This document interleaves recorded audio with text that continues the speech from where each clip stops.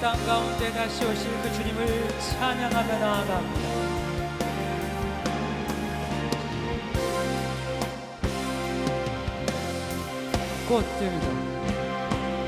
꽃들도 구름도 바람도 넓은 바다도 찬양하라 찬양하라 예수를 하늘을 울리며 노래해 나의 영혼아 은혜의 주 은혜의 주 은혜의 주 꽃들도 구름도 바람도 넓은 바다로 찬양하라 찬양하라 예수를 하늘을 울리며 노래해 나의 영혼아 은혜의 주 은혜의 주 은혜의 주 이곳에 생명샘 솟아나 눈물 볼짝 지나갈 때에 머잖아 열매 맺히고 웃음소리 넘쳐나리라 그날에 하늘이 열리고 모든 이가 보게 되리라 마침내 꽃들이 피고 영광의 주가 오시리라 할렐루야 꽃들도 구름도 바람도 넓은 바다도 찬양하라 찬양하라 예수를 하늘을 울리며 노래해 나의 영혼 아멘 은혜의 주 은혜의 주 우리의 목소리 높이 그날에 하늘이 열리고 모든 이가 보게 되리라 마침내 꽃들이 피고 영광의 주가 오시리라 한 번 더 찬양합니다 그날에 하늘이 열리고 모든 이가 보게 되리라 마침내 꽃들이 피고 영광의 주가 오시리라 할렐루야 꽃들도 구름도 바람도 넓은 바다로 찬양하라 찬양하라 예수를 하늘을 울리며 노래해 나의 영혼아 은혜의 주 은혜의 주 은혜의 주 꽃들도 구름도 바람도 넓은 바다도 찬양하라 찬양하라 예수를 아멘 하늘을 울리며 노래해 나의 영혼아 은혜의 우리 한 번 더 찬양합니다 꽃들도 구름도 바람도 넓은 바다로 찬양하라 찬양하라 예수를 아멘 하늘을 울리며 노래해 나의 영혼아 은혜의 주 은혜의 주 은혜의 주 할렐루야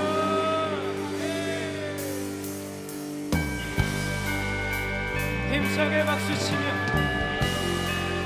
이 땅 가운데 구주로 오신 주님 찬양합니다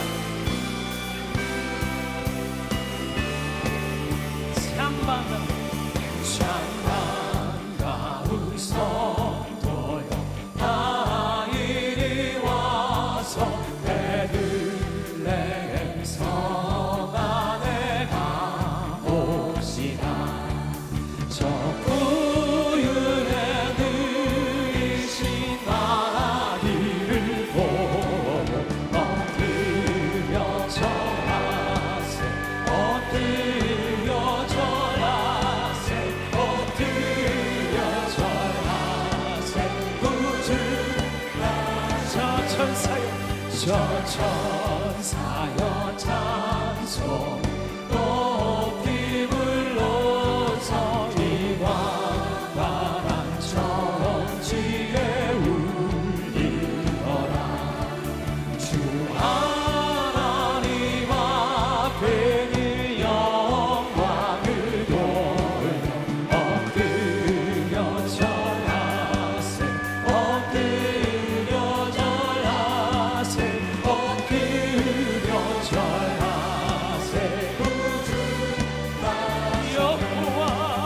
여호와의 말씀 육신을 입어 날 구주가 되셨도다. 그 감사한 찬송을 주 앞에 들어 엎드려 절하세. 엎드려 절하세. 엎드려 절하세. 구주가 엎드려 절하세. 엎드려 절하세. 엎드려 절하세. 구주가 엎드려 절하세. 아멘. 엎드려 절하세. 엎드려 절하세. 구주 나셨네. 아멘. 구주 나셨네.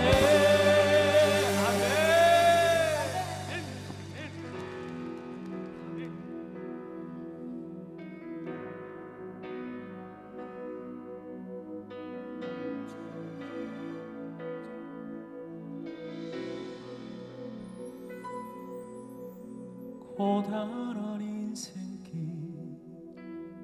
힘겨운 오늘도 예수 내 마음 아시네. 지나간 아픔도 마주할 세상도 예수 내 마음 아시네. 고단한 인생길 힘겨운 오늘도 예수 내 마음 아시네. 지나간 아픔도 마주할 세상도 예수 내 마음 아시네. 믿음의 눈 뜨어 주를 보니 이 또한 지나가리라. 주어진 내 삶의 시간 속에 주의 뜻 알게 하소서. 하루를 살아도 기쁨으로 가니 예수 늘 함께 하시네. 후회도 염려도 온전히 맡기니 예수 늘 함께 하시네. 믿음의 눈을 듭니다. 믿음의 눈 들어 주를 보니 이 또한 지나가리라. 주어진 내 삶의 시간 속에 주의 뜻 알게 하소서. 믿음의 눈 들어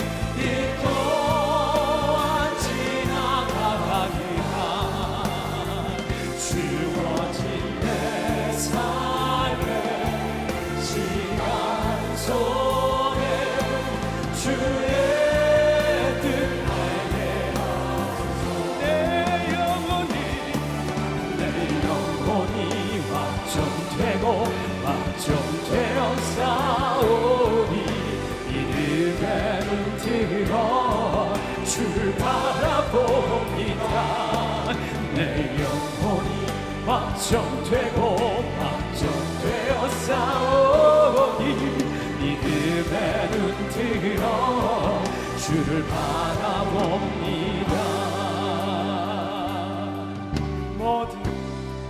모든 상황 속에서 주를 찬양할지라.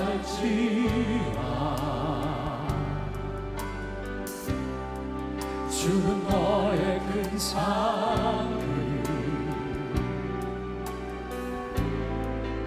큰 도움이시라.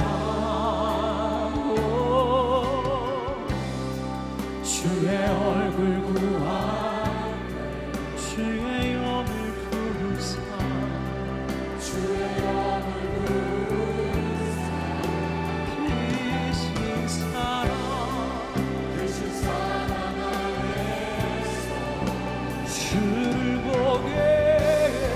주를 보게 하소서.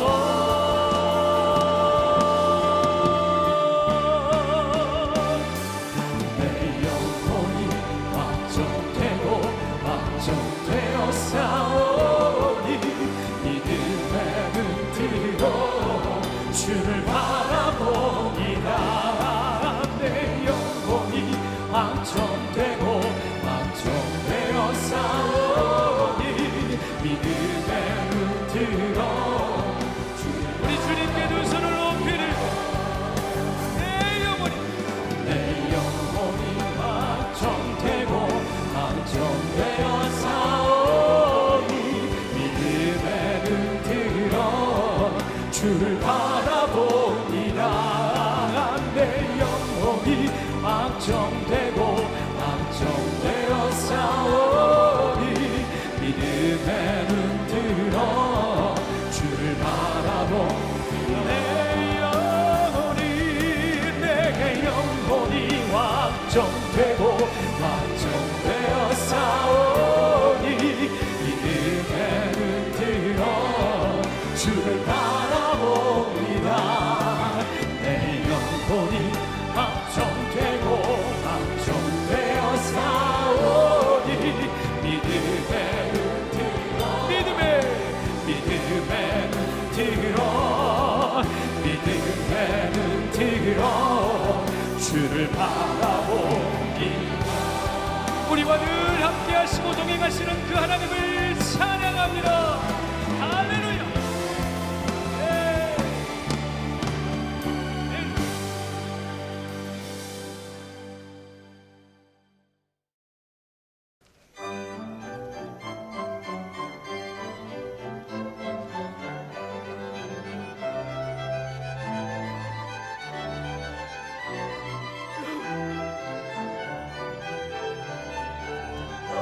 우리를 위해 나셨다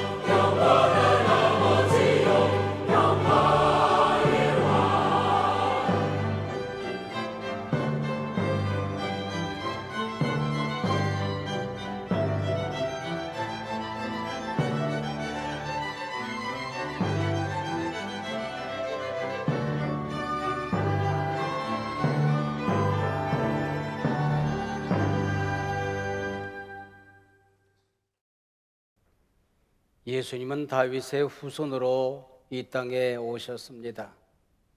마태복음 메시아 예수 그리스도의 족보를 살펴보면 남자든 여자든 약점 가진 사람들이 많이 나옵니다.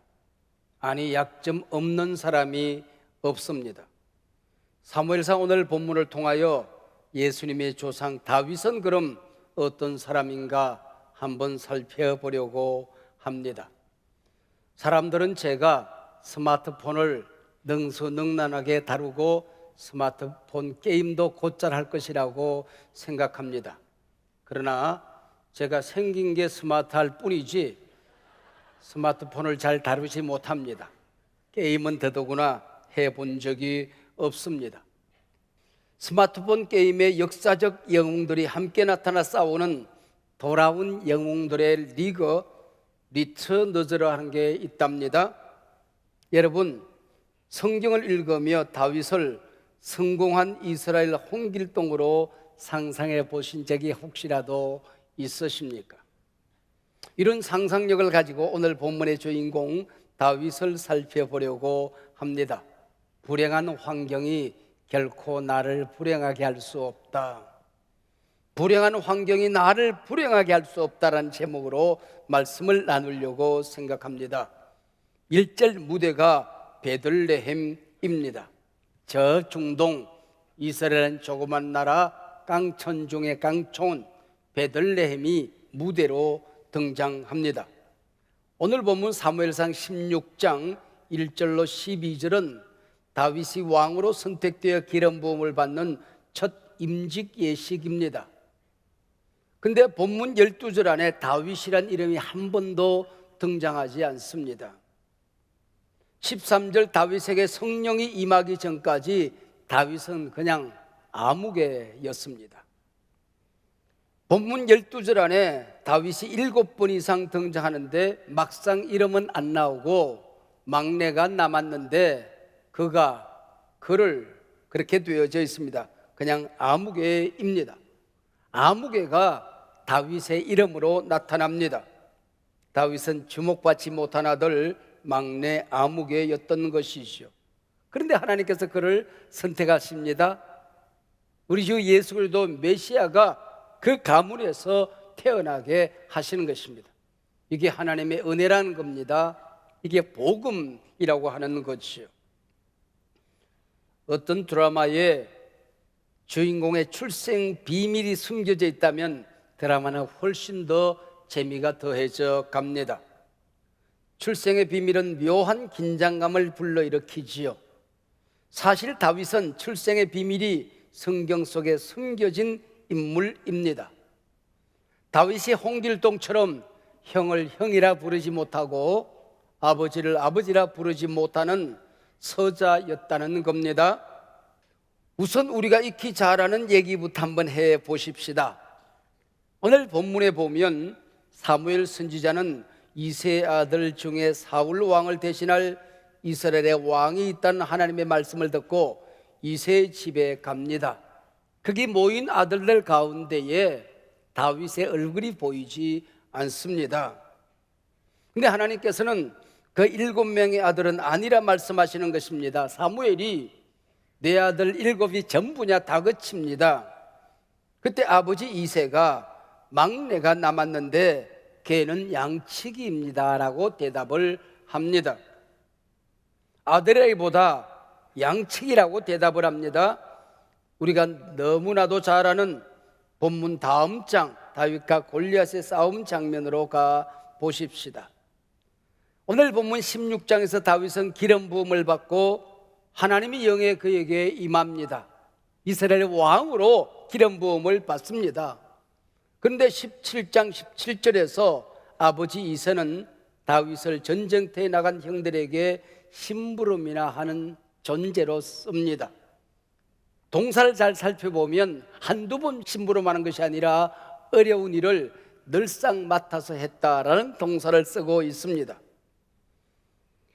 그리고 아버지의 신뢰를 얼마나 받지 못했던지 18절 증표를 가져오라고도 말씀하십니다.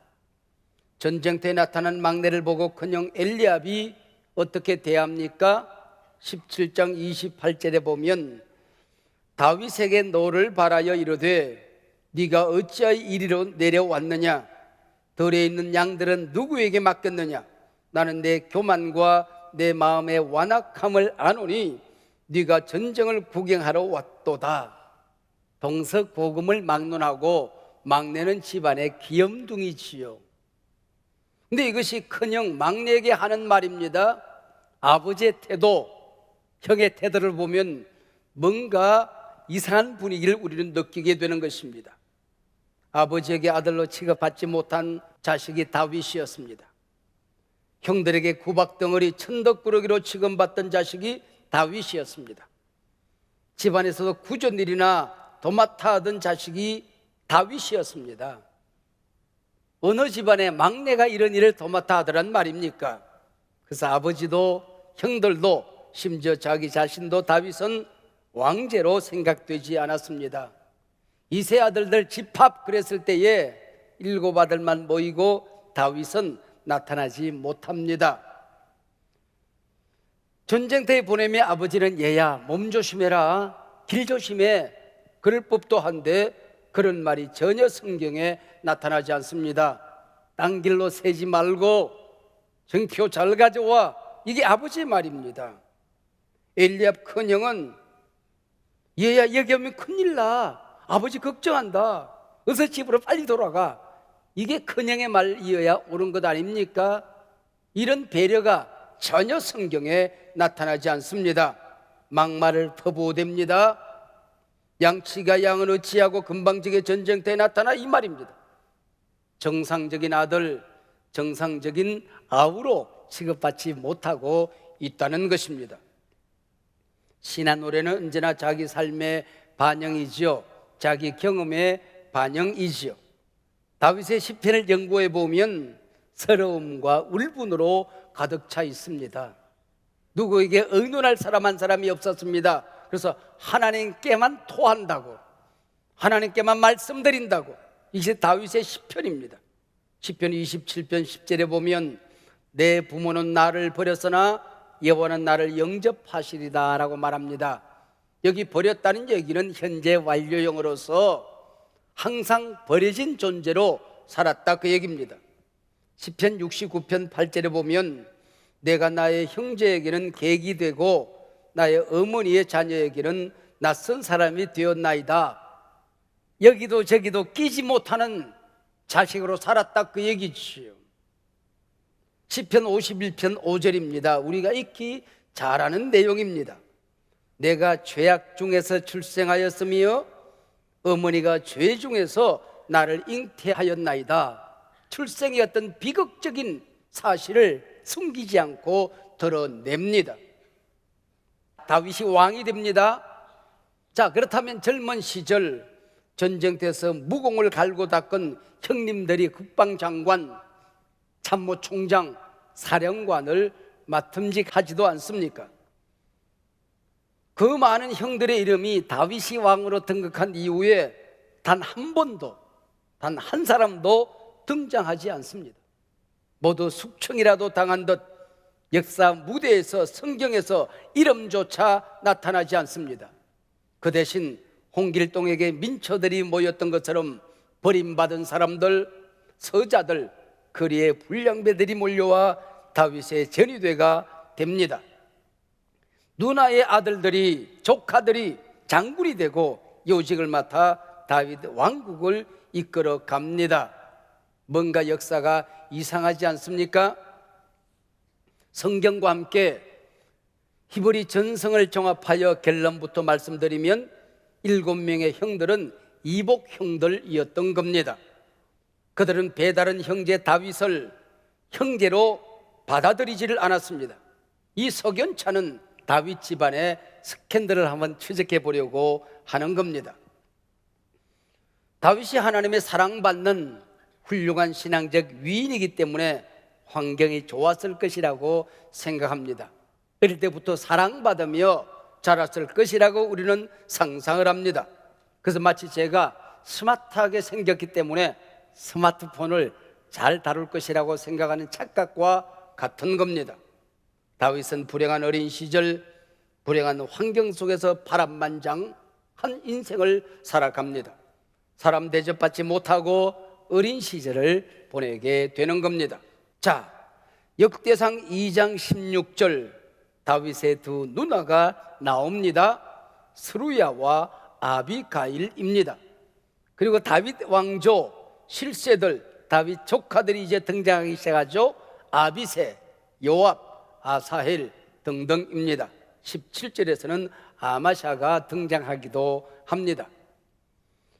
자, 사무엘 하로 넘어갑니다. 사무엘하 17장 25절에 드디어 다윗 누나들의 아버지가 나옵니다. 나하스의 딸 아비갈과 스루야라고 되어 있습니다. 두 누나의 아버지는 이세가 아니라 나하스입니다.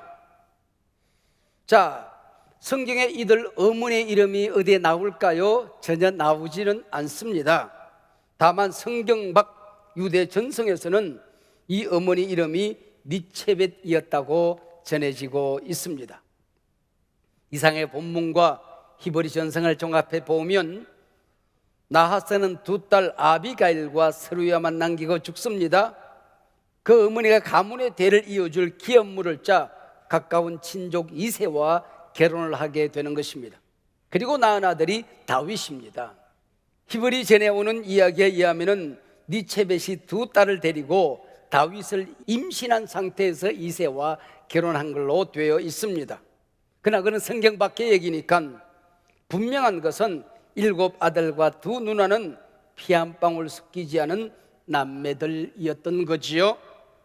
보수적으로 제가 해석하더라도 다윗은 7 형의 아버지 이세와 두 누나의 어머니 니체벳 사이에서 태어난 이름하여 막내입니다.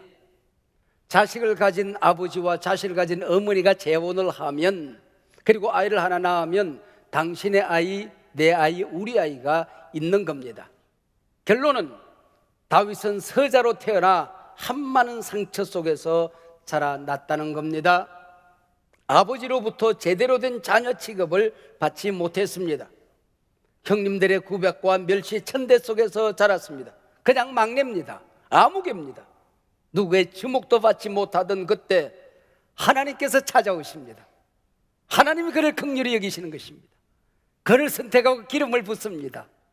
이세 집안에 입적된 이 다윗을 통하여 구원의 족보가 맥을 이어가게 되더라고 하는 것입니다. 이게 복음이요, 이게 은혜라고 하는 거지요. 아마 이세의 첫째 부인 7 형들을 낳은 어머니는 키가 큰 미스 이스라엘 정도가 되었을 것입니다. 그래서 엘리야 같은 아들을 보면 용모와 키, 즉 외모를 보면 누가 보아도 장군이요 왕제였습니다.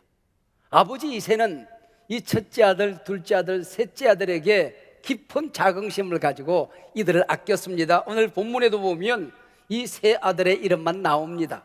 사무엘 선지 앞에 이 세 아들을 자꾸 밀어냅니다. 엘리압, 아비나답, 삼마였습니다. 반면 다윗의 어머니는 얼굴이 붉고 눈이 크고 야들야들한 여인이었을 겁니다. 그래서 16장 12절에 보면 다윗의 얼굴빛이 붉고 눈이 빼어나고 얼굴이 아름다웠습니다. 우와, 아이돌이네. 그렇습니다. 아이돌. 여성스러운 남성들이 요즘에야 인기가 있지요. 그러나 이 당시에 인기 있는 얼굴이 아니었다는 것이죠. 외모를 보지 말라는 얘기는 이런 아이돌 같은 얼굴을 보지 마라 그 얘기입니다. 이런 얼굴은 장군감도 아니었고 왕제도 아니었던 것이죠. 여자래요 여자래요 놀림감에 지나지 않았던 것이죠. 왕제란 사무엘상 9장 2절에 보면 사울 왕처럼 이스라엘 자손 중에 그보다 더 준수한 자가 없고 키는 모든 백성보다 어깨 위만큼 더 커야 하는 겁니다. 고대 전쟁이 늘상이던 바로 이때 인물은 얼굴이 무섭게 생겨야 됩니다. 기골이 장대해야 됩니다. 몸은 크고 근육형으로 생겨야 했던 것입니다. 다윗의 모습은 당시 호감 가는 인상, 장군감, 왕제가 아니었다 그 얘기입니다. 다윗은 정말 서자였을까요? 우리가 살펴본 대로 충분한 성경적인 근거, 히브리 전성의 근거는 있습니다. 그러나 성경상에 명시적인 귀절, 명확하게 아무개 여인에게서 태어났다, 서자였다는 기록은 없습니다. 그래서 얼마든지 이론은 가능합니다. 그러나 분명히 다윗은 상처 입은 치유자로 역사 무대에 등장한다는 사실입니다. 우리 예수님께서 건축자의 버린 돌이 모퉁이의 머릿돌이 되어서 메시아가 되었던 것처럼 이 다윗 또한 건축자의 버린 돌이 모퉁이 돌이 되어서 메시아 예수 그리스도의 족보의 조상이 되는 것입니다. 다윗은 많은 상처 속에서 자랍니다. 그 수많은 상처 가운데서도 가장 깊은 상처가 거절감의 상처라고 그러지 않습니까? 뿐만 아니라 어릴 때 부모로부터 받은 거절감의 상처, 그런데 피 속에 뼈 속에 살 속에 삶 속에 숨어서 하나님이 치료하는 그날까지 나를 괴롭히게 되는 것입니다. 다윗은 바로 하나님의 긍휼과 은혜로 상처 가운데 자랐지만은 하나님의 상처를 치유해 드립니다. 자신이 상처에 매여 살지 않습니다. 백성들의 상처를 치료합니다. 역사의 아픔을 치료하는 상처 입은 치료자, 더 운디드 힐러로 역사에 쓰임받게 되는 것입니다. 오늘 우리는 다윗을 살펴보면서 깨닫는 중요한 결론 한 가지가 있습니다. 우리가 하나님의 은혜 안에 있을 때에 불행한 환경이 나를 불행하게 할 수 없다는 것입니다.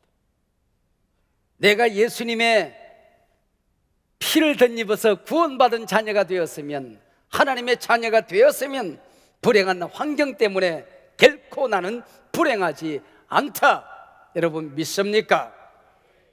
많은 사람들이 자신은 약점 때문에, 상처 때문에 이 모양이 되었다고 핑계합니다.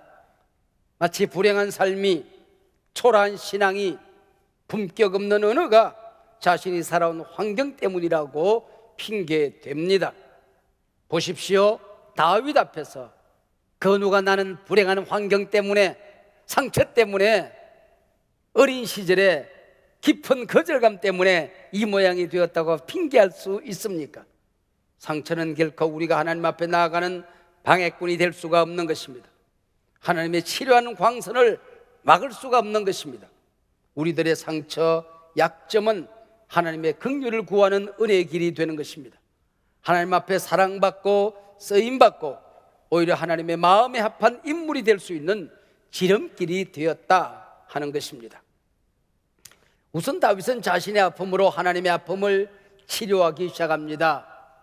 사사시대 말기 이스라엘 백성들은 하나님의 왕권 되신 이방인들과 꼭 같은 인간의 왕을 요구합니다. 민중 초대형 사울이 임금으로 등극하게 되죠. 초대왕 사울은 백성들이 두려워 자신이 제사를 집전합니다. 하나님의 통치권, 국군 통수권, 영적 지도력을 찬탈합니다. 그뿐이 아닙니다. 아말렉 족속을 모두 짐승들과 함께 진멸하라는 하나님의 명령을 어깁니다. 하나님의 심판 전쟁을 전쟁 노획물이나 챙기는 싸구려 전쟁으로 전락시킵니다. 하나님은 사울을 왕 세운 것을 후회하십니다. 하나님이 아파하십니다. 이것이 하나님의 상처였던 것이죠. 다윗은 이러한 하나님의 아픔을 치료해드리는 하나님 마음에 합한 왕으로 등장하게 되는 것입니다. 하나님은 사울을 패하시고 하나님의 마음에 합한 다윗을 왕으로 세우십니다. 다윗은 자신의 상처, 자신이 가지고 있는 약점, 어린 시절의 불행한 환경에 파묻혀 살지 않았다고 하는 것입니다. 환경에 갇혀 울지 않았다고 하는 것입니다. 하나님의 아픔을 달래드리는 상처 입은 치유자의 삶, 그 시대 역사를 치료하는 사람으로 일어나게 되는 것입니다. 신구약 성경에서 가장 빛나는 한 인물이 있다면 아무래도 다윗일 것입니다. 사사시대 끝자락 질이 멸렬했던 변두리 부족을 강성한 나라 통일 왕국으로 일으켜 세웁니다. 땅에 가득한 갈등과 사회의 양극화를 치유합니다. 공의와 정의에 목마른 상처 입은 백성들을 어루만집니다. 성경의 다윗은 한 개인의 이름 고유명사가 아니라 정의의 상징, 평화의 상징, 하나님이 붙들어 선 사람의 상징, 일반 명사로 바뀌어져 가게 되는 것입니다. 신구약 성경에 자그마치 900번 예수님보다도 더 많은 횟수로 등장을 합니다. 다윗은 실수와 약점, 불행을 하나님의 긍휼로 이겨낸 이신칭의, justification, 믿음으로 의롭다함을 받는 이름으로 등장하게 되는 것입니다. 약점에 매이지 않은 이름, 불행한 어린 시절을 영광의 시대로 만들어낸 이름이 다윗입니다. 그는 오늘 우리에게 말합니다. 행여나 어린 시절 불행했던 기억 속에 살아가는 사람들, 지금도 아픈 환경 속에서 살아가는 사람들, 몸도 마음도 영혼도 모든 환경이 아픈 사람들에게 말합니다.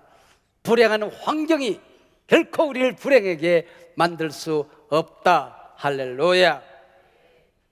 지난 가을 3주간의 감사 특밤, 20여 명 강사 한 분 한 분 제겐 감동 아닌 시간, 충격 아닌 말씀들이 없었습니다. 그 중에서도 가장 큰 충격적인 감동이 바로 소진영 젊은 찬양사의 간정이었습니다. 우리가 가슴 저맥에 불렀던 그 많은 노래들이 이 젊은 찬양 사역자의 영혼으로부터 나왔다는 데 먼저 충격을 받았습니다. 그 노래는 그냥 오선지에 만들어진 노래가 아니었습니다. 공중에서 뚝 떨어진 노래가 아니었습니다. 제 수첩에는 그날의 감동을 이렇게 적고 있습니다. 너의 눈물이 녹아 잉크가 되었구나. 너의 고통이 연걸어 붓이 되었구나. 너의 굵은 눈물방울이 퍼져 오선지가 되었구나. 너의 믿음이 무르익어 은혜의 노래, 희망의 노래가 되었구나. 그날 제 소감을 수첩에 저는 이렇게 적어 놓았습니다. 25살, 꽃 같은 나의 몸이 피곤하여 병원에 갔더니 만성 골수암이랍니다. 항암제를 먹으며 고통과 싸우고 있는데 사랑하는 사람이 나타났습니다. 이 사랑하는 사람에게 애기 하나를 안겨드렸다고 생각하고 항암제 투약을 중단합니다. 오늘 살고 내일도 또 숨을 쉴 수 있을는지, 어린아이 하나를 가져서 또 숨쉬는 아이를 만들어낼 수 있을 것인지, 호흡마저도 다 주의 것이니 이 호흡이 어떤 호흡입니까? 오늘 쉬고 내일 끝장날 수 있는 호흡입니다. 그게 주님의 것이랍니다. 작은 고난에 지쳐도 작은 고난이 뭡니까? 암덩어리입니다. 항암제를 끊고 매일같이 싸우는 전쟁이었습니다. 은혜 아니면 살아갈 수가 없네. 붙들고 매달릴 것은 하나님의 은혜밖에 없었던 것이죠. 주 나의 모습 보내 상한 나의 마음 보시네. 하나님이 봐주지 않는다면, 하나님이 나를 기억하지 않는다면, 하나님이 안아주지 않는다면 한순간도 앉아있을 수도 일어설 수도 없는 자신의 고백의 노래 아니었습니까? 드디어 아이가 태어납니다. 얼마나 기쁠을까요? 앞불사 아이가 청력을 잃어 벙어리가 될 수도 있답니다. 얼마나 놀랐을까요? 눈물로 하루하루 버텨내는데 소명이 날아듭니다. 마커스 찬양 인도를 하라는 소식이었습니다. 마지막 남은 힘을 용기를 내서 찬양 무대에 섭니다. 그리고 이 아이 살려달라고 매일 밤 부르짖습니다. 그리고 그는 이런 노래를 부릅니다. 고단한 인생길 힘겨운 오늘도 예수 내 맘 아시네. 하루를 살아도 기쁨으로 가리라. 고통, 눈물, 지친 하루하루 이 또한 지나가리라. 이 또한 지나가리라. 예수, 오직 예수뿐이네.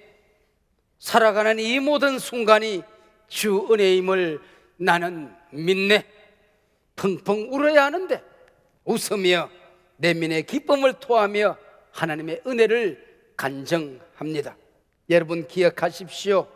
세상의 그 아픔, 어떤 아픔도, 그 모진 환경도, 여러분이 당하고 있는 어떤 시련도, 어떤 무거운 짐도 하나님의 은혜로 이겨냅니다. 넘어져 계신 분들, 쓰러져 계신 분들, 아픔으로 한 해를 마무리하기 위해서 울고 있는 분들 기억하세요. 이 또한 지나가리라. 반드시 은혜로 지나갑니다. 하나님의 사랑과 능력으로 지나갑니다. 결코 당신을 불행하게 할 수가 없을 것입니다. 불행한 환경이 결코 나를 불행하게 할 수 없다.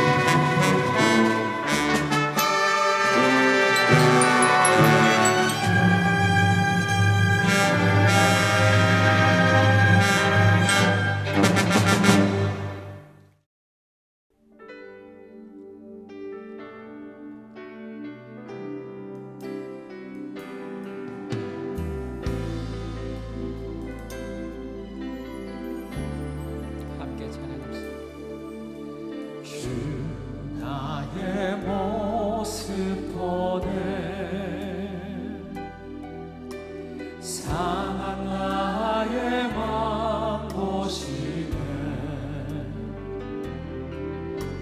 주 나의 눈물 안에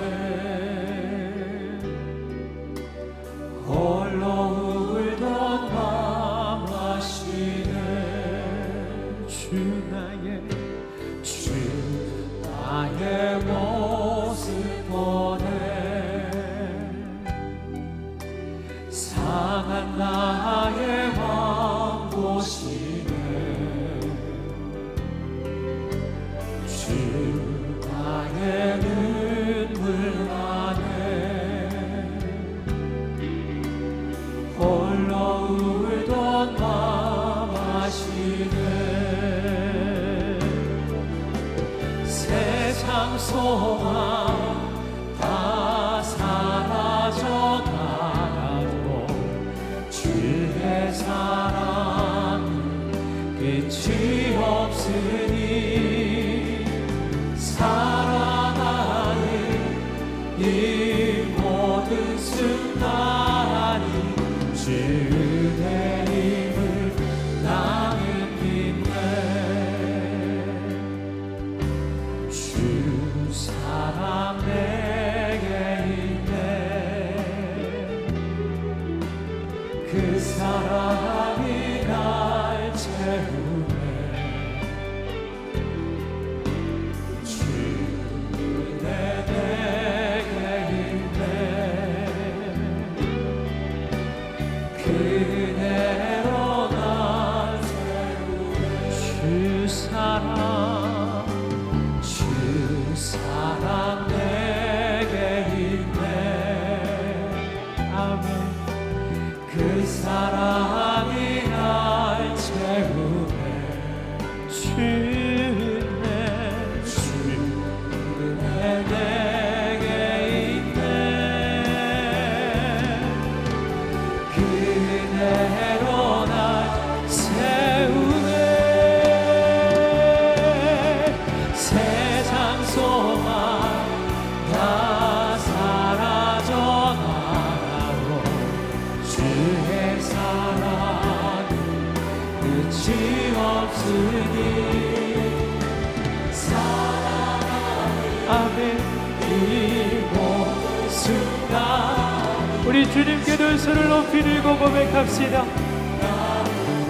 세상 소망 다 사라져가도 주의 사랑 끝이 없으니 살아가는 이 모든 순간이 주의 입을 나는 빛내 세상 소망 다 사라져가도 주의 사랑 끝이 없으니 살아가는 이 모든 순간이 주의 힘을 나는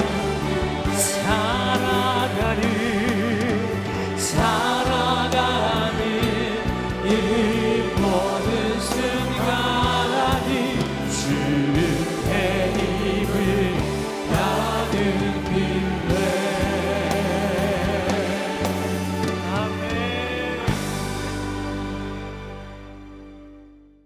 이제는 우리 주 예수 그리스도의 은혜와 우리 아버지 하나님의 크고 크신 사랑과 성령님의 동행하심과 지키심과 교통하심이 어떤 불행한 환경도 어떤 나의 약점도 어떤 아픔도 나를 불행하게 할 수 없다.